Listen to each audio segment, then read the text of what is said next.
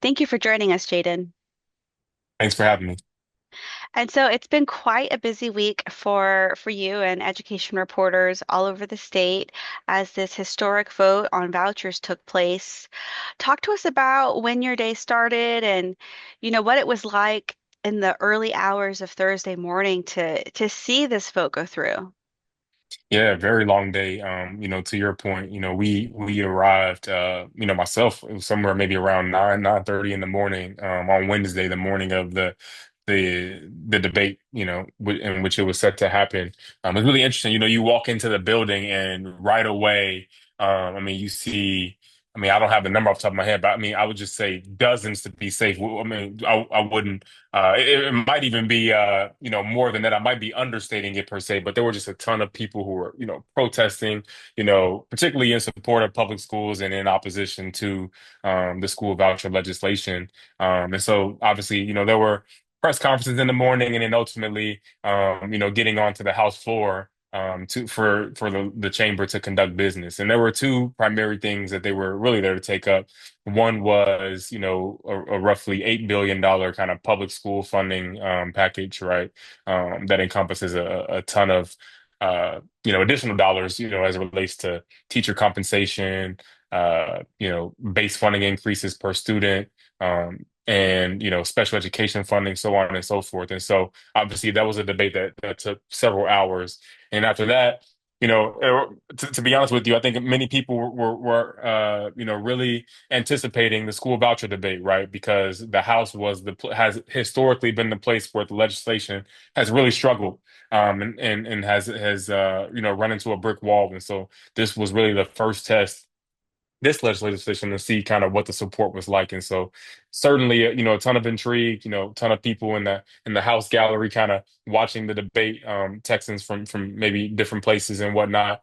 And certainly a marathon debate. And so ultimately the result was that the House passed the legislation. And certainly, it wasn't necessarily an easy process from a standpoint of we're talking about, hours upon hours and finishing around 2:30, 3 o'clock in the morning, for the initial passage, and then obviously doing final passage later in the morning. So certainly a very eventful day. A lot that happened, and I think a ton of people were intrigued to see how it would play out. And what would you say was the driving point that brought the football home for Republicans and for the governor on this hot topic? Yeah, there's a couple things you got to realize. The politics of this were really interesting.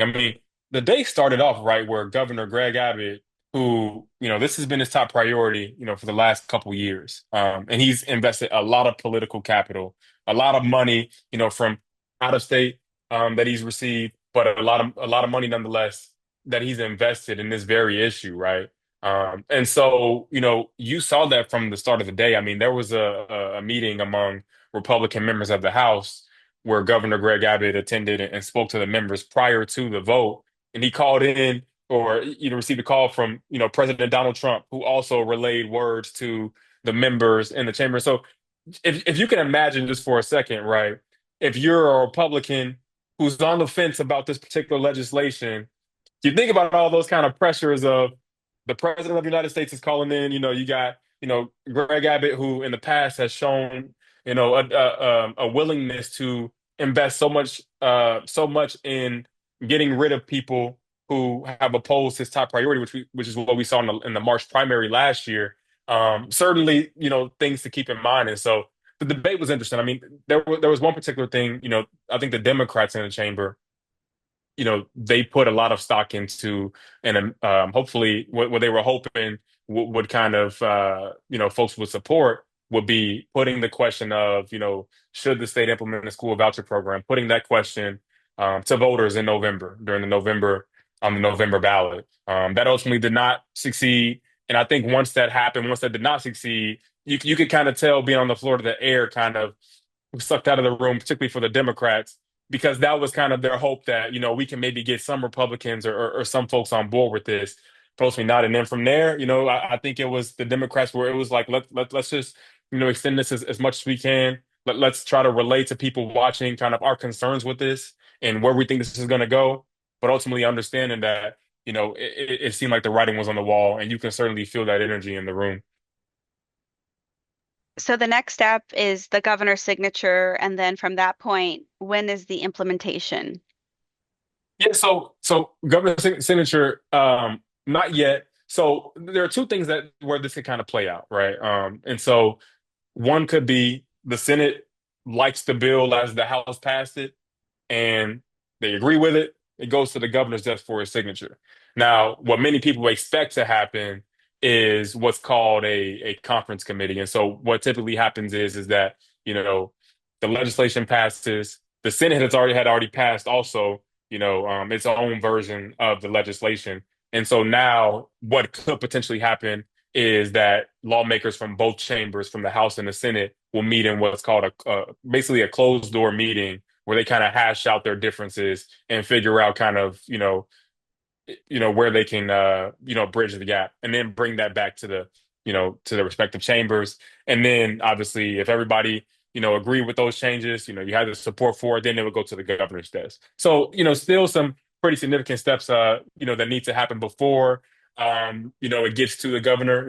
Last I heard was that, folks in the Senate are kind of reviewing and kind of going over the legislation, as it stands to see kind of, what that next step will be.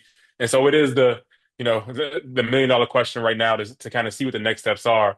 But, certainly more momentum, for Governor Greg Abbott than in previous years. And so I think there's maybe some optimism from Republicans that this is ultimately, going to get done before the end of the session. Well, hopefully for those that have plans for later in the year, that's the case because the last time he really drag it out. I mean, it was like four special sessions, so I'm sure they would appreciate the rest. Yeah, yeah, no, and it'll be interesting. I mean, and at the same time too, it'll be important to see kind of what happens too with the priority kind of school funding legislation because historically what we saw 2 years ago was that, you know, passage of that, especially, in those special sessions you mentioned, all those things were, passage of that funding was conditional on vouchers, right?